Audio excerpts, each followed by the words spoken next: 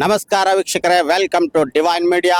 ವೀಕ್ಷಕರೇ, ನೀವು ನೋಡ್ತಾ ಇರೋ ಹಾಗೆ ಈ ನದಿಯನ್ನ ಹಾಗೆ ಸುತ್ತಮುತ್ತಲಿನ ವಾತಾವರಣವನ್ನ ನೋಡಿದ್ರೆ ನಿಮ್ಗೆ ಅನಿಸ್ತಾ ಇರ್ಬೋದು, ಎಸ್ ನಾವೀಗ ಗಂಗಾ ನದಿಯ ತೀರದಲ್ಲಿರ್ತಕ್ಕಂತಹ ಕಾಶಿ ವಿಶ್ವನಾಥನ ದೇವಸ್ಥಾನದ ಸನ್ನಿಧಿ ಹತ್ರ ನಾವಿದ್ದೀವಿ. ಈಗ ತಾನೇ ಸ್ನಾನ ಮುಗಿಸ್ಕೊಂಡು ಇನ್ನೇನು ಕಾಶಿ ವಿಶ್ವನಾಥನ ದರ್ಶನಕ್ಕೆ ಈಗ ನಾವು ಹೋಗಲಿದ್ದೇವೆ. ಈ ಕ್ಷೇತ್ರ ಬಹಳ ಪ್ರಾಮುಖ್ಯತೆಯನ್ನು ಪಡೆದು ಅದರಲ್ಲೂ ನಮ್ಮ ಹಿಂದೂಗಳಿಗೆ ಪವಿತ್ರವಾದ ಕ್ಷೇತ್ರಗಳಲ್ಲಿ ಪ್ರಮುಖವಾದ ಮತ್ತು ಅಗ್ರಗಣ್ಯವಾದ ಸ್ಥಾನವನ್ನ ಈ ಕಾಶಿ ವಿಶ್ವನಾಥನ ಸನ್ನಿಧಿ ಹೊಂದಿದೆ ಅನ್ನೋದು ಬಹಳ ಮುಖ್ಯ. ಎಷ್ಟೋ ಜನರಿಗೆ ಈ ಗಂಗೆಯಲ್ಲಿ ಮಿಂದು ತನ್ನ ಪಾಪಗಳನ್ನು ಪರಿಹರಿಸ್ಕೊಳ್ತೀವಿ ಅನ್ನುವಂತಹ ಒಂದು ದೊಡ್ಡ ನಂಬಿಕೆ ಇದೆ. ಅಂತಹ ಒಂದು ಅವಕಾಶ ಸುದೈವ ಈ ಕ್ಷಣಕ್ಕೆ ನಮಗೆ ಬಂದಿದೆ ಅನ್ನೋದು ಕೂಡ ನಮಗೆ ಬಹಳ ಒಂದು ಸಂತೋಷದ ವಿಷಯ. ಈಗ ನಿಮ್ಮೆಲ್ರಿಗೂ ಇದನ್ನ ತೋರಿಸಬೇಕು ಅನ್ನುವಂಥ ಒಂದು ಹಂಬಲದಿಂದ ಬರ್ತಾ ಇದ್ದೀವಿ. ಈಗ ನೋಡ್ತಾ ಇರ್ಬೋದು ನೀವು, ದೋಣಿಗಳಲ್ಲಿ ಸಾಕಷ್ಟು ಜನ ಬರ್ತಾ ಇದ್ದಾರೆ, ಹೋಗ್ತಾ ಇದ್ದಾರೆ. ವಿಶೇಷವಾಗಿ ಅದರಲ್ಲೂ ಪ್ರಯಾಗ್ರಾಜ್ನಲ್ಲಿ ಏನು ಕುಂಭಮೇಳದಲ್ಲಿ ಸಾಕಷ್ಟು ಸಾಧು ಸಂತರ ದರ್ಶನವನ್ನ ಮಾಡೋದಕ್ಕೆ ಏನು ಜನ ಬರ್ತಾ ಇದ್ದಾರಲ್ಲ, ಆ ಪ್ರತಿಯೊಬ್ಬರು ಜನರು ಕೂಡ ಈ ಕಾಶಿ ವಿಶ್ವನಾಥನ ಸನ್ನಿಧಾನಕ್ಕೂ ಕೂಡ ಬರ್ತಾ ಇದ್ದಾರೆ. ಕಾಶಿ ವಿಶ್ವನಾಥನ ಸನ್ನಿಧಾನ ಪವಿತ್ರ ಕ್ಷೇತ್ರವಾಗಿರೋದ್ರಿಂದ ಇದು ಒಂದು ಮೋಕ್ಷವನ್ನು ಕೂಡ ನೀಡ್ತಕ್ಕಂತಹ ಕ್ಷೇತ್ರ ಅಂತ ಒಂದು ಭಾವಿಸ್ತಾರೆ ಎಲ್ಲ ಹಿಂದೂಗಳು. ಹೀಗಾಗಿ ಈ ಕ್ಷೇತ್ರದಲ್ಲಿರ್ತಕ್ಕಂಥ ಈ ಸಾವಿರಾರು ಜನರು ತಮ್ಮ ನಂಬಿಕೆಯನ್ನ ಪ್ರತಿನಿಧಿಸೋಕೆ ಇಲ್ಲಿ ಬಂದು ಹಾಜರಾಗಿದ್ದಾರೆ. ಎಲ್ಲರೂ ಕೂಡ ಈ ಗಂಗೆಯಲ್ಲಿ ಸ್ನಾನ ಮಾಡಿ, ಗಂಗೆ ಅಂದರೆ ಕೇವಲ ಒಂದು ನದಿ ಅಂತ ಭಾವಿಸಿಕೊಳ್ಳೋದಲ್ಲ, ಈ ಗಂಗೆ ಅನ್ನೋದು ತಾಯಿ ಜಗನ್ಮಾತೆ ಅನ್ನುವಂತಹ ಒಂದು ಸ್ವರೂಪದಲ್ಲಿ ಎಲ್ಲರೂ ಭಾವಿಸ್ತಾರೆ. ಅಂತಹ ಪುಣ್ಯಮಯವಾದ ಒಂದು ನದಿಯ ತೀರದಲ್ಲಿ ನಾವು ಒಂದು ಸ್ನಾನ ಮಾಡಿ ದೇವಸ್ಥಾನದ ದರ್ಶನವನ್ನ ಮಾಡ್ತಾ ಇದ್ದೀವಿ ಅನ್ನೋದು ನಮಗೆ ಬಹಳ ಹೆಮ್ಮೆ ಅನಿಸ್ತಾ ಇದೆ. ಬನ್ನಿ ಎಲ್ಲವನ್ನು ನೋಡ್ಕೊಂಡು ಬರೋಣ. ಗಂಗಾ ನದಿಯ ಮಧ್ಯಭಾಗದಲ್ಲಿಂದ ನಾವು ಬೋಟ್ನಲ್ಲಿ ಪ್ರಯಾಣವನ್ನು ಮಾಡ್ತಾ ಇದ್ದೇವೆ. ನಾವು ಮೊದಲ ಬಾರಿಗೆ ಬಂದಿರೋದ್ರಿಂದ ಎಲ್ಲ ಘಾಟ್ಗಳನ್ನು ನೋಡುವಂತಹ ಪ್ರಯತ್ನವನ್ನು ಮಾಡ್ತಾ ಇದ್ದೀವಿ ಬೋಟ್ನಲ್ಲಿ.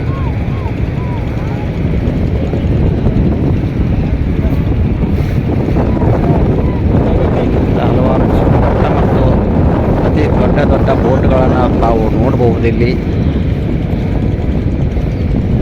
ಆದರೆ ಪ್ರಯಾಣಿಸಬೇಕಾದ್ರೆ ಬೇರೆ ಬೇರೆ ಬೋಟುಗಳ ರೇಟ್ಗಳನ್ನು ತಾವು ಕೇಳ್ಕೊಂಡು ಹತ್ತೋದು ಒಳ್ಳೆಯದು. ಯಾಕಂದರೆ ಕೆಲವೊಂದು ಬೋಟ್ನವರು ತುಂಬ ರೇಟ್ ಜಾಸ್ತಿ ಹೇಳಿಬಿಡ್ತಾರೆ ಹತ್ತೋದಕ್ಕೆ.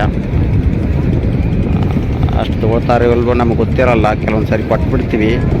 ಮತ್ತು ಬೇರೆಯವ್ರನ್ನ ಕೇಳಿದಾಗ ಅಯ್ಯೋ ಅಷ್ಟು ಕೊಟ್ಬಿಟ್ವಲ್ಲ ಅಂಥೇಳಿ ಒಂದು ಸ್ವಲ್ಪ ಬೇಜಾರಾಗ್ಬೋದು. ಹೀಗಾಗಿ ಬೇರೆ ಬೇರೆ ಕಡೆ ಕೇಳ್ಕೊಂಡು ಹತ್ತೋದು ಒಳ್ಳೆಯದು. ಸದ್ಯಕ್ಕೆ ಬಹಳಷ್ಟು ಜನ ಸೇರ್ಕೊಂಡು ಬಿಟ್ಟಿದ್ದಾರೆ ಇಲ್ಲಿ.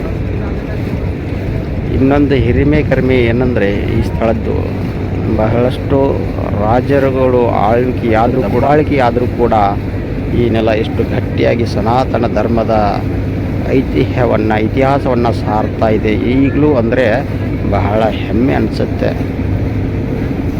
ಮಹಮ್ಮದ್ ಗೋರಿ ಅಂತ ಅನೇಕ ರಾಕ್ಷಸರು ಈ ನೆಲದ ಮೇಲೆ, ಈ ದೇವಸ್ಥಾನದ ಮೇಲೆ ದಾಳಿ ಮಾಡಿ ಹಾಳು ಮಾಡಿದರೂ ಕೂಡ ಮತ್ತೆ ಈ ಸ್ಥಳ ಮೊದಲಿನಂತೆ ಎದ್ದು ನಿಂತು ಕೋಟ್ಯಾಂತರ ಜನರನ್ನು ಆಕರ್ಷಿಸ್ತಾ ಇರೋದು ನಿಜಕ್ಕೂ ಖುಷಿಯ ಸಂಗತಿ. ಸನಾತನ ಧರ್ಮವನ್ನು ಪಾಲಿಸೋರಿಗೆ, ಸನಾತನ ಧರ್ಮದ ಮೇಲೆ ನಂಬಿಕೆಯನ್ನು ಇಟ್ಟೋರಿಗೆ ಇದು ಒಂದು ಖುಷಿಯ ವಿಚಾರ. ನೋಡ್ತಾ ಇರ್ಬೋದು, ಎಲ್ಲ ಕಡೆ ಕೇಸರಿಮಯ ಕಾಣಿಸುತ್ತೆ. ಕೇಸರಿ ನೋಡೋದಕ್ಕೆ ಒಂಥರ ಖುಷಿ ಮನಸ್ಸಿಗೆ. ಈಗ ಏನಾದರೂ ಮಹಮ್ಮದ್ ಗೋರಿ ಬದುಕಿದ್ರೆ ಹಾರ್ಟ್ ಅಟ್ಯಾಕ್ ಆಗಿ ಸತ್ತೋಗ್ತಾ ಇದ್ನೋ ಏನೋ ಗೊತ್ತಿಲ್ಲ, ಈ ಜನಸ್ತೋಭವನ್ನು ಮತ್ತು ಈ ಕೇಸರಿಯನ್ನು ನೋಡಿ ಅಷ್ಟು ಖುಷಿಯಾಗುತ್ತೆ ಮನಸ್ಸು.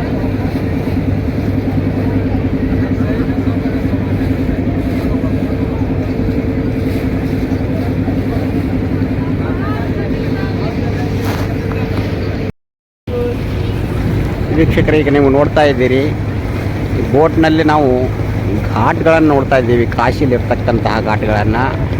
ಮೊದಲಿಗೆ ಈಗ ನೋಡ್ತಾ ಇರೋದು ನೀವು ರಾಜ್ ಘಾಟ್ ಅಂತ. ಹೀಗೆ ಸುಮಾರು ಘಾಟ್ಗಳಿದ್ದಾವೆ ಇಲ್ಲಿ.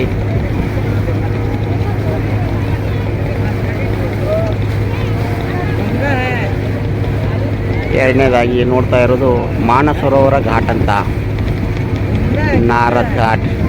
ಹೀಗೆ ಬಹಳಷ್ಟು 40 ಮುಖ್ಯವಾಗಿದ್ದಾವಂತೆ. ಇನ್ನು 60ಕ್ಕೂ ಹೆಚ್ಚು ಘಾಟ್ಗಳು ಈ ಸ್ಥಳದಲ್ಲಿರೋದು. ಒಂದೊಂದೇ ಘಾಟ್ಗಳನ್ನು ಬೋಟ್ನಲ್ಲಿ ನಮಗೆ ತೋರಿಸ್ತಾ ಹೋಗ್ತಾ ಇದ್ದಾರೆ. ಪವಿತ್ರವಾದ ನದಿಯನ್ನು ನೋಡ್ತಾ ಘಾಟ್ಗಳನ್ನು ನೋಡೋದೇ ಒಂದು ಸ್ವರ್ಗ ಇಲ್ಲಿ. ಅದರಲ್ಲೂ ಭಕ್ತಿ ಮನಸ್ಸಲ್ಲಿದ್ದರೆ ಇನ್ನೂ ಅದ್ಭುತ ಅನಿಸುತ್ತೆ ಈ ತಾಣ.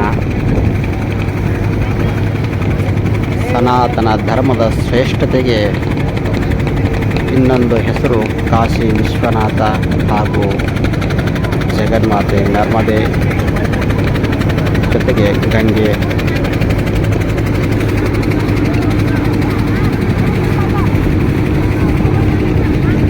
ನೋಡ್ತಾ ಇದ್ದೀರಿ.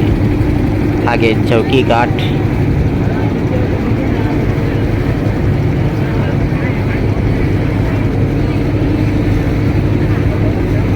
ಪೂರ್ಣ ಒಂದು ಸರೌಂಡ್ ಆಗಿ ತೋರಿಸ್ತಾ ಹೋಗ್ತಾರೆ ಎಲ್ಲವನ್ನು ನಮಗೆ ಅವರು. ಈ ದಡದಿಂದ ಆ ದಡದವರೆಗೆ ಎಷ್ಟು ಘಾಟ್ಗಳಿದಾವೋ ಎಲ್ಲವನ್ನು ತೋರಿಸ್ತಾ ಹೋಗುವಂಥ ಕೆಲಸವನ್ನು ಮಾಡ್ತಾ ಇದ್ದಾರೆ ಈಗ.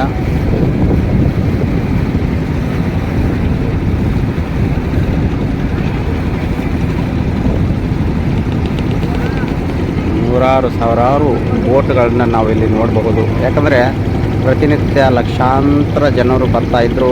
ಸದ್ಯಕ್ಕೆ ಪ್ರಯಾಗ್ರಾಜದಲ್ಲಿರ್ತಕ್ಕಂತಹ ಸಾಧು ಸತ್ಪುರುಷರ ದರ್ಶನಕ್ಕೆ ಇನ್ನು ಕೋಟಿಗಟ್ಟಲೆ ಜನ ಬರ್ತಾಯಿದ್ರು.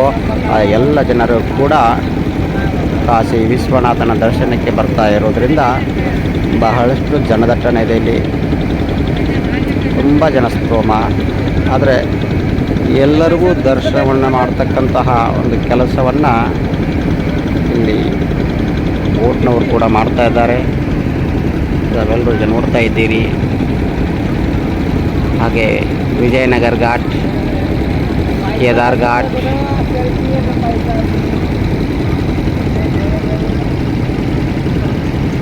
ಹಾಗೆ ಲಾಲಿ ಘಾಟ್ ಅಂತ, ಜೊತೆಗೆ ಸತ್ಯ ಹರಿಶ್ಚಂದ್ರ ಘಾಟನ್ನು ಕೂಡ ತಾವು ನೋಡಬಹುದು ಇಲ್ಲಿ. ವೀಕ್ಷಕರೇ, ಪ್ರಮುಖವಾಗಿ ತಾವೇನೀಗ ನೋಡ್ತಾ ಇದ್ದೀರಲ್ಲಿ ಸ್ಮಶಾನ